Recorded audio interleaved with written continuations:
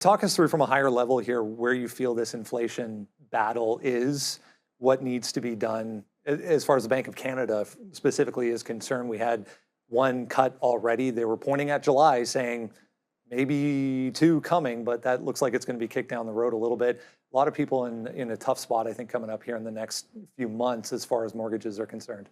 Yeah, that cut looks like it was a mistake given the print this morning, and they won't make any more. Remember, inflation in Canada is not the Bank of Canada's fault. They are reacting to the reality that the government printed too much money during COVID. It wasn't necessarily well spent, but many governments had a knee-jerk reaction to do that. The PPP loans in the United States, the ERC credits, the 1099 that's going on there now for small business. The CHIPS and Science Act, Inflation Reduction Act turned out to be very inflationary. We probably double printed, both in Canada and the United States, what we needed to, given the but we didn't know what the pandemic was going to be like. So you can't put 100% blame on the government here. You can blame them for a lot of other stuff, but not necessarily that. Inflation is sticky in Canada, particularly around protein, foods. We're up about 32% since the beginning of the pandemic, and we have stopped going up at a rapid rate, but we're still way above what we were. Housing is a huge problem. And then there's energy. We have, I would argue, bad energy policy in this country. And just as a result of it, we're paying the price. We're one of the wealthiest countries on earth with energy resources totally squandered by bad policy. And so this is going to be a very difficult time, as you suggested, in the rollovers of commercial real estate in Canada and individual residential housing. It's going to be painful. And again, Bank of Canada has their hands tied on this one. Yeah. They're going to have to hold the line. Otherwise, they're going to have even worse inflation.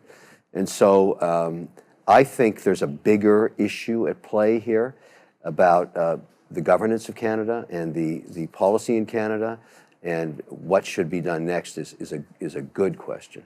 For our friends in the U.S., big part of our audience, obviously in the U.S., the situation very different from the Fed's perspective. We're in an election year. I want to get your thoughts on what the market's going to do as far as the election coming up in November. But how does policy shift here to help this inflation battle south of the border? Yeah. So remember, for our friends to the south of the border, they were promised 7 rate cuts only 14 months ago. They got none. And they're not going to get any this year. The prints are really strong inflation there. It's very sticky, particularly, again, on protein, on energy, and on vicious on housing, just brutal. And so even rents and everything else. So you've got a very interesting time in the U.S. because you're weeks away. Actually, this week will be the first debate. It'll be heavily focused on policy, inflation being one of them.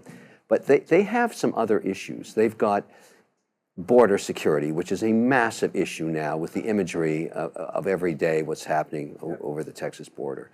They've got massive issues around housing prices. They've got issues around energy security. They've got foreign affairs issues around wars and their roles in them. And obviously you can see how divided the country is. It's almost got a Vietnam feeling to it these days. I teach at Harvard and a couple of other colleges there, and it's pretty nasty on campus. And, you know, it doesn't matter what side you're on, it's nasty. And so that is a divided situation. But many people ask me, well, why is the market so buoyant given this divisiveness?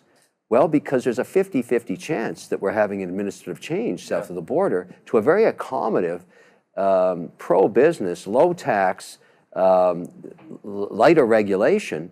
That's at least a 50-50 chance, and that's why this is happening. You're hitting new highs in anticipation of a change of regime in the White House in November.